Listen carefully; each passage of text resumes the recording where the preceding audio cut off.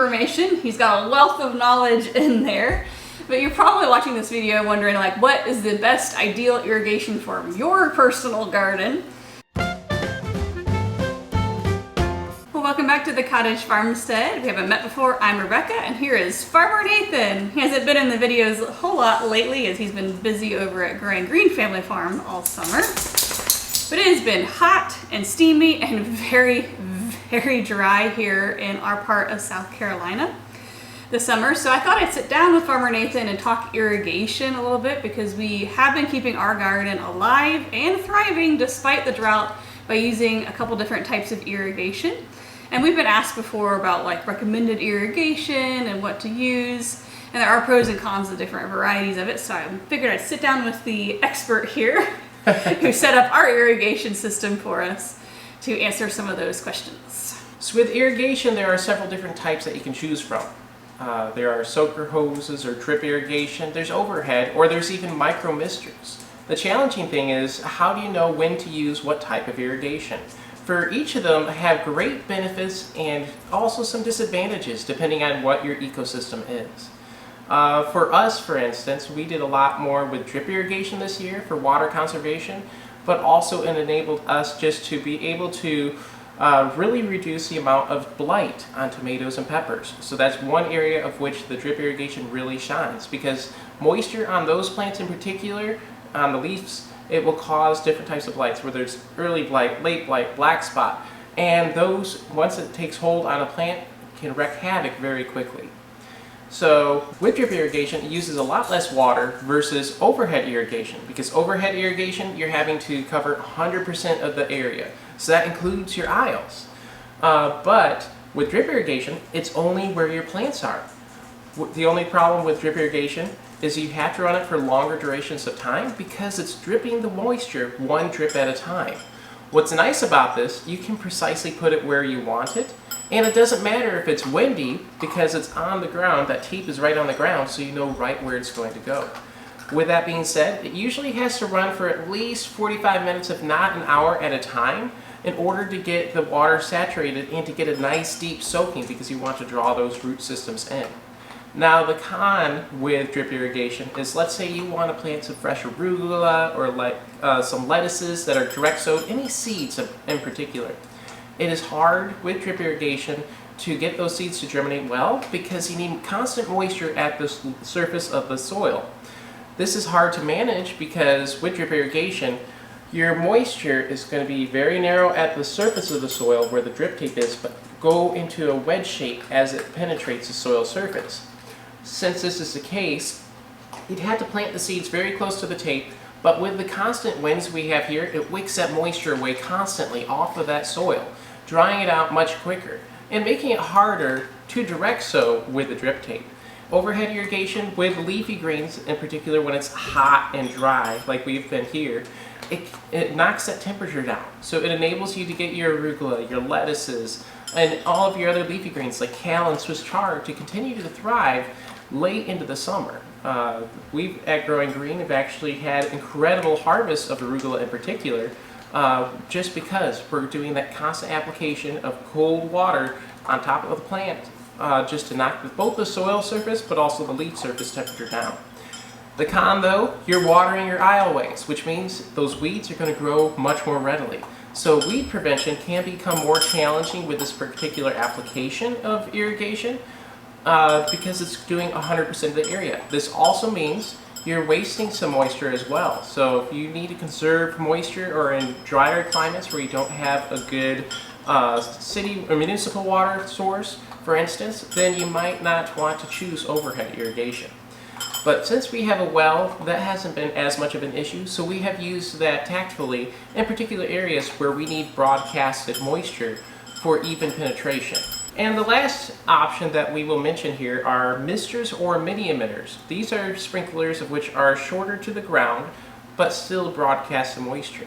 This works really great if you have areas where you're only wanting to do a 30-inch bed at a time, because you can run your half-inch poly right on the center of the bed and put those emitters right there, and it keeps it nice and compact. The only problem is you have a lot of moving parts, so if something springs a leak, like one of the emitters pop off, then that's going to affect the whole entire row. So they're a little bit more finicky, more challenging to use, but on the flip side, because they're shorter, you're able to put the moisture right where you want it. You're not going to have as much wind interference like you would with the overhead irrigation, but at the same time, it's also maximizing your irrigation just to your bed size. You can get different types of emitters that dictate, okay, do you have a 24, 36, or 48-inch bed, which is really nice just to hone that in as much as possible. So that was a lot of information. He's got a wealth of knowledge in there. But you're probably watching this video wondering, like, what is the best ideal irrigation for your personal garden? So if you were getting started from scratch with veggies, which one would you recommend getting started with? A lot of it depends on what type of vegetables you want to focus on. If you're doing a lot of tomatoes and peppers, I would highly suggest your drip irrigation. But if you're doing something that is primarily greens, then do overhead, or even carrots, because carrots, they don't like the summer heat and they can get easily stressed. You have to be careful with them though, because too much moisture and you'll get different types of rot possibly. So that's where the overhead really comes into play. And it's not to say that you do a combo system like we have here at the cottage farmstead, where the majority of our zones we have set up just on drip irrigation, but we do have 2 plots with overhead specifically for the crops that like that type of irrigation. So once again, your root crops would do very well with the overhead, but also benefit from the drip. The challenging thing with root crops is getting them started without the overhead. So once again, a hybrid system could be beneficial as well. And one of the ways that we did, say, carrots in our garden is we have them in beds set up with the drip tape. But for the first 2 weeks where it's crucial to keep the soil moisture up, I would go out with a watering can or the hose and keep the soil moist for just those couple of weeks that you need it. And then we were able to switch over to the drip irrigation for the rest of the summer to reap those benefits. For the most part, if you think about a long-term crop, so that would be your squash, your tomatoes, peppers, cucumbers, even your melons, anything that is going to be longer than 45 days in your garden, drip irrigation is generally the way to go, as you're maximizing the water efficiency while also providing the moisture just where it's needed for these much larger plants. Another rule of thumb is if it's a very small plant with tighter spacing, drip irrigation is likely not as efficient, and that's where the overhead could come into application with better efficiency. So a lot of these supplies may be unfamiliar to you if you're new to gardening, and there's a lot of different places that you can get them. Green Family Farms does buy them in bulk, which is where we often get leftovers from the farm here on our homestead. But you can buy from these websites as well, or you can even go to big box stores, Amazon, but I'll let him talk about where the farm purchases they're from. Yeah, we get a lot of our products wholesale through Dripworks, Drip Depot, and Berry Hill Irrigation. These 3 online companies have been excellent, offer free shipping at a relatively low cost point. I believe it's between $50 and $75. And they also have a great variety of accessory parts that are nice for customizing your system. That's one thing that the big box store likely will not have, are some of the custom pieces just to make it neat and tidy for what you need at your farm or your homestead. But at the same time, the big box store will likely have everything you need to get started. If you just have a small plot, that would probably be the most cost-effective and time-effective place to start. But if you're doing anything, I would say, larger than 1,000 square feet, definitely look into these other 3 sources, as the cost benefit that you'll be getting is much greater, and you can offer greater customization as well. So once you have your irrigation all set up, you're probably wondering how often you should be irrigating. I mean, of course, if it's raining, you're going to turn your irrigation off or use it less frequently, but if it's not raining at all, how often should you be irrigating? This is a very challenging question, and a lot of it depends on your ecosystem. Where we are located at the top of a hill, we have constant wind. And what that does is it constantly wicks that moisture out of the garden. Since we keep our garden beds nicely weeded and we try to keep all our plants pruned up, that soil for the most part is quite exposed, which means that that moisture, whatever we're putting down, is constantly being wicked away. So you might have heard the old saying of try to shoot for 1 to 2 inches worth of rain water when you're irrigating per week. We are likely doubling that at least, just because of how fast that moisture is respirating off. In addition to the wind, we also have very warm conditions here, and this summer in particular, our nighttime temperatures didn't dip as much, so we were not getting the heavy dews that we usually do, usually receive here in the upstate. So, for instance, with our drip irrigation, I was running it 3 or 4 times a day for an hour-long interval for each individual section. So that's a good bit of irrigation, but we saw a bountiful yield as a result, and it enabled the plants to really sustain themselves through the drought period that we had here, which was quite hard on most other crops around the area. Yeah, for example, we had green beans that, even though with the intense heat that we were having, they stopped producing blossoms and fruit for a while. The plants did survive, and then when we did have a cool down in temperatures, we have started getting another bountiful harvest just because we were able to keep the plants alive rather than letting everything die and then try replanting a succession of it. Just keeping these plants alive, even with our tomatoes, cucumbers, a lot of them lasted a lot longer, and we're able to get a second crop in when the weather finally cooled down.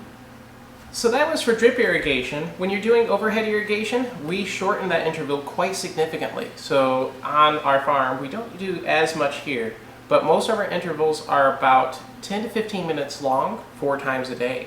And we try to make sure that that last interval falls before 5 p.m. because you want those plants completely dry before nighttime arrives. The reason for this is if there's too much moisture on the surface of the leaf when it starts to get dark outside, that can increase a chance of mold, mildew, pest, disease, anything that a stressed plant will just be a beacon for.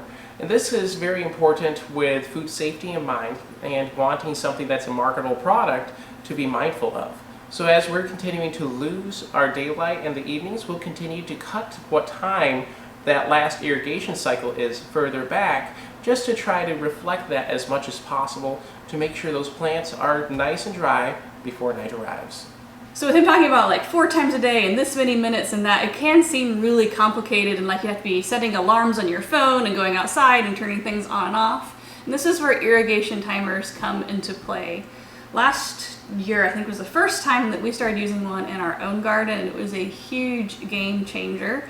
I didn't have to remember to go turn the water on and off, and we were able to work with these ideal intervals of time, especially since we were getting used to having so much wind pressure here, being on the top of a hill. There are a couple different types of irrigation timers. There are some that you just go out there and you turn the knob and it just counts down, kind of like a classic kitchen timer. But then there's more complex ones out there. Indeed. My favorite one is called a beehive. It's a particular type of timer that Amazon sells, but I believe you can get them at Home Depot as well. It's completely customizable and it is somewhat smart, so you can get an app on your phone to control it, but it is not Wi-Fi enabled unless you get an additional adapter. Even without that though, it's extremely functional, and I don't use the app so much because once we know what particular crops we have in a zone, it's very easy just to set the timer at the intervals we want, and there's usually 2 or 4 zones systems. So like for our farm, we get a lot of 4 zone systems because of how many zones we have. And it makes it easy just to be able to be like, okay, we have tomatoes on zone 1, so that's going to be drip irrigation twice a day. But we got arugula on zone 2, that's going to be overhead 4 times a day. That timer will customize it completely. It's very user-friendly, front to back, and they work great with just rechargeable batteries as well. And it actually just hooks us straight up to your hose faucet outside, so you don't need anything particular or fancy. Your hose will connect right to it. So it's just a matter of just inputting what you have programmed in there. And if you realize that it's not working, or you have like drought restrictions in your area where you're not supposed to water during certain periods of the day, you can set it up customized however you need it for your area. And with it being battery operated, it also offers the flexibility if you don't want the timer, or it's not as convenient wherever your water source is, go ahead and run a hose out towards your garden and you can put that timer out there. Electricity is not needed to be run to it, as the battery provides all the power that's needed. Just make sure that you try to keep it out of the sunlight, because sun will cause different deterioration and it's much harder on the mechanics. So if you have it out in the field, just cover it with a tote, something that's dark and prevents any of the UV lights in particular from hitting it, and it will prolong the life of the timer much longer. Another bonus of having these timers as well is that you're able to leave the homesteader farm. So if you want to travel for a week and you have someone maybe watching your house, checking your mail, but you don't want to ask somebody to watch your garden for a week. These timers can keep your garden going even while you're away from the homestead or farm. We just remembered one very important note about this irrigation, especially if you're hooking up to city water that's under a fair amount of pressure, is that you do need to make sure you have some pressure regulation if you're using drip tape. So pressure regulators, basically what they do is it causes the water to go in a circular motion and reduces the PSI to a set amount, which is great for your drip tape because if anything over 10 or 12 PSI will cause everything just to burst. And that is no bueno. So it's very inexpensive. They're usually $2 to $5 each. They just screw on by the timer. That way the whole entire tape is under that lower pressure threshold. So that's another reason why you need to run the tapes longer, is it's low pressure, low volume, whereas the overhead irrigation is high pressure, high volume. For the most part, you will not need these pressure regulators for the overhead because they're able to utilize the capacity of water that you're throwing at it in a very efficient and timely fashion. Another thing to keep in mind is drip tape does spring leaks occasionally. A lot of times it's usually just at the fittings if the pressure is a little bit high, which is something that we've battled here over the last year. We finally got it set up to where we're not just bursting at the seams all the time. But when you're out there hoeing or you're pruning and you might accidentally cut your drip tape, thankfully drip tape is very, very easy to fix. All you need to do is make 2 clean cuts on either side of wherever the cut is, remove the damaged section, and then there are some repair kits, which are very easy to use. They usually have a screw on each side, which just helps to tighten the tape onto that little nut. And they're very inexpensive, but I would suggest getting at least 10 to 12 just in case you do hit it with a shovel or a hoe or whatever it might be, for you don't want to be caught high and dry, because even just a small leak could make the whole entire system, because it's low pressure, low volume, not work effectively. We've had that happen sometimes if we're not paying attention. Sometimes we have our irrigation running at like 5 in the morning and I'm not out looking at the garden when it's dark outside. And I'll start noticing that certain sections of the garden seem drier than others. And usually if I go out there and watch it when it's running, I can see, oh, we have a leak in this spot and we need to repair that little section, and then the whole system will function. So that was a lot of information to throw at you in a few minutes. If you have any questions, we're happy to answer them, so feel free to comment them down below in the comments. If needed, we can make a follow-up video to answer more specific questions about either drip irrigation, overhead irrigation, or even the micro systems, as we've used all 3 of them, depending on what garden and farm location that we're at. But with that, we'll catch you next time.